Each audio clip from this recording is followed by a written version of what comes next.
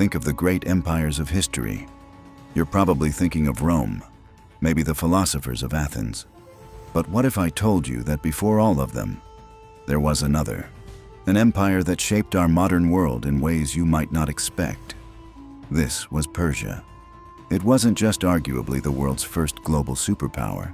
It was a civilization that pioneered ideas of human rights, created the blueprint for running a multi-continental empire, and gave birth to philosophies that would forever change humanity. This is the complete story of that civilization, from Cyrus the Great to the Iran of today. We're going to trace the unbroken thread of Persian identity through thousands of years of dramatic history. You'll see how a small tribal kingdom grew to rule a staggering portion of the world's population, and how its legacy is still a major player in global politics. Our story starts not with the Persians, but way earlier, on the vast Iranian plateau. Long before the great empires, this land was home to one of the world's oldest civilizations, the Elamites. Around 2700 BCE, they built sophisticated cities like Susa, which would later become a key capital for Persian kings. For centuries, these early societies traded and fought with the great powers over in Mesopotamia. Then, around the second millennium BCE, a massive migration changed everything. Waves of Indo-Iranian tribes, including the Medes and the Persians, swept down from the steppes of Central Asia. At first, they were semi-nomadic peoples, herders living in the shadow of the powerful and notoriously brutal Assyrian Empire. But the desire for freedom was brewing. It was the Medes who first stepped up. In the 7th century BCE, they united the Iranian tribes and, in a historic alliance with the Babylonians and Scythians, they did the impossible. They attacked and burned the Assyrian capital of Nineveh to the ground. The reign of terror was over. Out of the ashes rose the Median Empire, the first unified empire in Iranian history. They were the new top power in the region, but they were really just paving the way for someone who would eclipse them all. In 550 BCE, a charismatic and brilliant leader named Cyrus, from the Persian tribe of the Achaemenids, overthrew his own Median grandfather and united the two peoples. This was the birth of the Achaemenid Empire, and the man who led it would go down in history as Cyrus the Great. Cyrus was a force of nature. A military genius, he launched one stunning conquest after another. He took down the fabulously wealthy kingdom of Lydia in modern-day Turkey, and then set his sights on the ultimate prize, the ancient city of Babylon. In 539 BCE, his army took the city without a major fight, an event that sent shockwaves across the ancient world. Under his successors, the Persian Empire became the largest the world had ever seen, stretching from the Balkans in Europe to the Indus Valley in India. It was the first empire to unite three cradles of civilization: Mesopotamia, the Nile Valley, and the northwestern Indus Valley, under one government. But how do you even run an empire that massive? This is where the Persian genius for administration came in. Cyrus's successor, Darius the Great, perfected the system. He divided the empire into provinces called satrapies, each run by a governor loyal to him. He rolled out standardized money and measurements, which supercharged the economy. To tie it all together, Darius built the Royal Road, a highway stretching over 1,500 miles, complete with a relay of couriers so fast they could get a message from one end of the empire to the other in about a week. What truly made the Achaemenid Empire special, though, was its revolutionary policy of tolerance. Cyrus the Great didn't believe in destroying the cultures he conquered. When he took Babylon, he didn't burn its temples or force his religion on the people. Instead, he famously freed the Jewish people held captive there, allowing them to return to Jerusalem and rebuild their sacred temple. This act is recorded on the Cyrus Cylinder. While it was a royal declaration, not a modern Bill of Rights, it's often seen as one of the world's first charters of human rights because of the unprecedented tolerance it shows. Cyrus proved that mercy could be a mightier weapon than fear. Of course, in the West, this empire is mostly famous for one thing: fighting the Greeks. the Greco-Persian Wars have been painted as a legendary clash between freedom and tyranny. From the Persian side, it looked a little different. To the massive, multicultural Persian Empire, this was a border dispute with a bunch of rowdy city-states. To the Greeks, it was a fight for their very survival. The failed invasions by Darius and his son Xerxes were a massive drain on the Persian treasury and marked the beginning of a long, slow decline.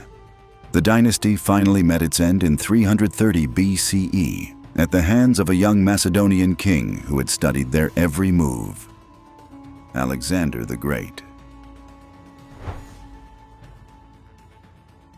Alexander's conquest was a blur. In a symbolic act of revenge for the burning of Athens, he torched the magnificent Persian capital of Persepolis. But after Alexander's sudden death, his empire was ripped apart by his generals. Persia fell to the Seleucid dynasty, which brought a wave of Greek or Hellenistic culture. For a minute, it seemed like the Persian identity might get washed away, but the spirit of Persia wasn't dead. In the mid-3rd century BCE, a new power rose in the northeast. The Parthians, a tough and clever Iranian people, rose up and began pushing the Seleucids out, though it took decades to fully secure the land.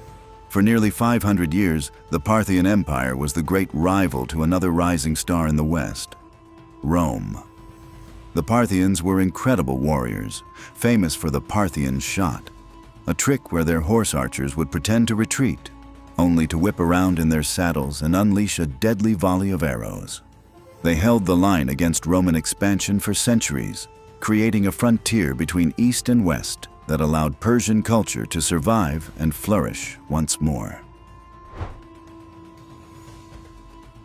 By the 3rd century CE, the Parthians were losing their grip. A new dynasty from the Persian heartland of Fars, the same place the Achaemenids came from, rose to claim their legacy. In 224 CE, Ardashir I established the Sassanian Empire, the second great Persian empire. This was a full-blown Persian Renaissance.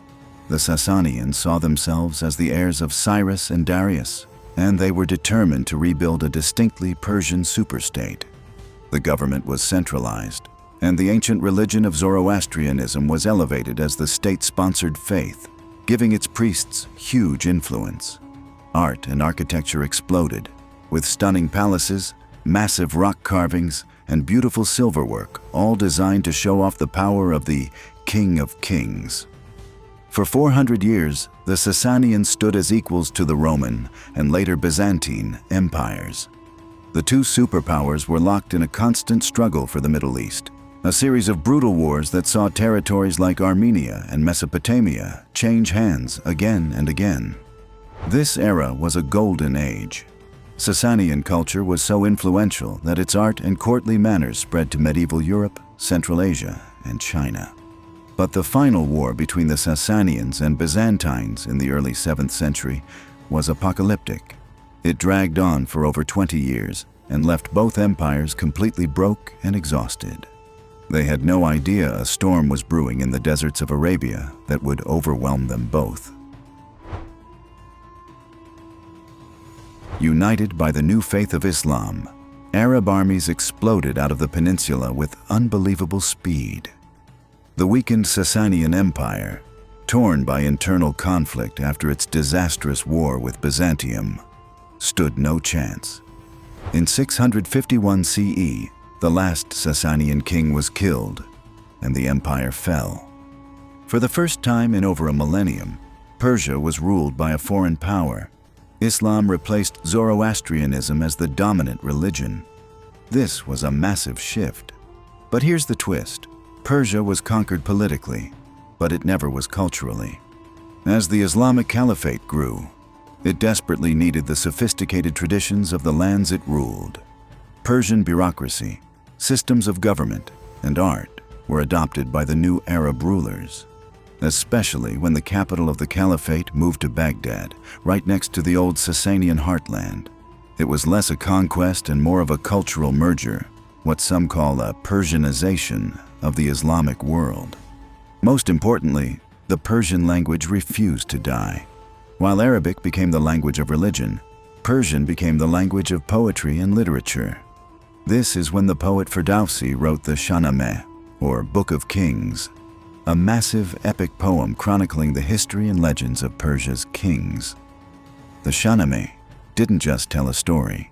It practically single-handedly saved the Persian language and became the foundation of Persian cultural identity for 1,000 years to come. Persia's medieval period was basically a series of invasions. First came the Seljuk Turks in the 11th century, but in a pattern that just keeps repeating in Persian history, the conquerors were captivated by the conquered. The Seljuk rulers adopted Persian culture and language, becoming huge fans and patrons of Persian art and architecture. Then, in the 13th century, came a catastrophe, the Mongols. Led by Genghis Khan and his successors, Mongol armies tore through Iran, leveling cities, slaughtering millions, and destroying libraries and centers of learning. It was a cultural trauma on an unimaginable scale. And yet, even after that, Persian culture clawed its way back. The Mongol dynasty that ruled Persia, the Achaemenids, eventually went native. They relied on Persian officials to run their empire, and Persian art, like miniature painting, reached incredible new heights. Out of the chaos of the post-Mongol world, a new dynasty emerged at the start of the 16th century that would change everything. The Safavids, led by the charismatic Shah Ismail I, came to power in 1501. He made a decision that would define Iran forever. He declared Twelver Shia Islam the official state religion. This was a huge deal. At the time, most Iranians were Sunni Muslims, just like their powerful neighbors, the Ottoman Turks. Forcing this conversion, and it was often forceful, was a masterstroke of nation building. It gave Iran a unique identity, setting it apart from the Sunni Ottomans to the west and the Uzbeks to the east, and it fueled a rivalry with the Ottomans that would last for centuries. The Safavid era was another golden age. Rulers like Shah Abbas the Great centralized the state and built a thriving economy. He moved the capital to Isfahan and turned it into one of the most beautiful cities on earth. Its stunning mosques, palaces, and grand public square still stand today as a monument to Safavid glory. Persian carpets, silks, and ceramics became the hottest luxury goods in the world. The Safavids didn't just restore a Persian state, they forged the identity of modern Iran. After the Safavid dynasty collapsed in the early 18th century, Persia fell into a long period of decline. A brilliant but ruthless general, Nader Shah, briefly restored Persian power and even invaded India, but his empire fell apart the second he died. Eventually, the Qajar dynasty took over in 1794. The Qajar period was one of weakness and stagnation. While Europe was going through the Industrial Revolution, Persia was falling behind. The Qajar Shahs were squeezed by two massive empires, Russia from the north and Britain from the east in India. Throughout the 19th century, in what became known as the Great Game, these two powers schemed for control of Central Asia, with Persia trapped in the middle. Iran lost huge chunks of territory to Russia and was forced to give away humiliating economic deals to both powers, slowly chipping away at its independence. By the early 1900s, Iranians were fed up. Anger over the monarchy's corruption, its weakness against foreign powers, and the tough economy finally boiled over. A strange but powerful alliance of merchants, intellectuals, and clergy joined forces to demand change. Between 1905 and 1911, this movement became the Persian Constitutional Revolution. Protests and strikes forced the Shah to agree to a constitution and create a parliament, the Majlis. While the Ottoman Empire had an earlier constitutional movement, this was a landmark achievement, the first of its kind to succeed in the Middle East. It was all about establishing the rule of law and taking back national independence. Even though its success was limited by infighting and meddling from Russia and Britain, It was a crucial moment that introduced democracy and popular sovereignty into Iranian politics. The chaos after World War I created an opening for a new strongman. In 1921, a military officer named Reza Khan seized power. 4 years later, he kicked out the last Qajar Shah and crowned himself Reza Shah Pahlavi, starting a new dynasty. Reza Shah was a modernizer in a hurry. Inspired by leaders like Ataturk in Turkey, he launched a blitz campaign to turn Iran into a modern, secular, Western-style nation. He built a national army, a modern government, and huge projects like the Trans-Iranian Railway. He also opened secular schools, founded the University of Tehran, and radically changed women's roles in society, most controversially by banning the veil. But all of this was done with an iron fist. He crushed any and all dissent, from tribal leaders to trade unions. When World War II broke out, his perceived friendliness with Germany led Britain and the Soviet Union to invade Iran to secure its oil fields. They forced Reza Shah to abdicate in favor of his young son, Mohammad Reza Pahlavi. The new Shah continued his father's policies, now with the full backing of the United States in the Cold War. His White Revolution in the 1960s pushed for more industrialization and land reform. Oil money made Iran rich, and on the surface, things looked great. But underneath the shiny skyscrapers and powerful army, deep resentment was growing. The Shah's rule became more and more autocratic, enforced by his brutal secret police, the Savak. His aggressive push for westernization alienated the powerful clergy and traditional society, and the oil wealth wasn't trickling down. It was creating a small, super-rich elite, while millions were left behind. A powerful opposition started to build, uniting everyone from liberals and students to communists and, most importantly, the religious followers of a charismatic cleric who had been exiled for years for speaking out against the Shah, Ayatollah Ruhollah Khomeini. By late 1977, the quiet anger exploded into open protest. In January 1978, a newspaper article insulting Ayatollah Khomeini sparked demonstrations in the holy city of Qom. The regime's violent crackdown only added fuel to the fire, kicking off a cycle of protest and mourning that grew bigger and more radical every month. Massive strikes, especially in the vital oil industry, paralyzed the country. Millions of Iranians from all backgrounds marched in the streets, united by one goal: overthrowing the Shah. The Shah, sick with cancer and shocked by the sheer scale of the uprising, fled Iran in January 1979. 2 weeks later, Ayatollah Khomeini returned from exile to a welcome of millions. On February 11, 1979, the military stood down and the 2,500-year-old monarchy collapsed. The revolution had won. What came next was a struggle for the soul of the new Iran. The people voted overwhelmingly to create an Islamic republic.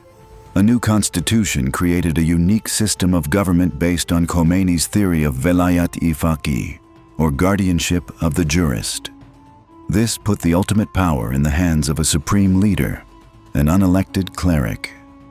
In November 1979, radical students stormed the U.S. Embassy in Tehran and took 52 Americans hostage for 444 days.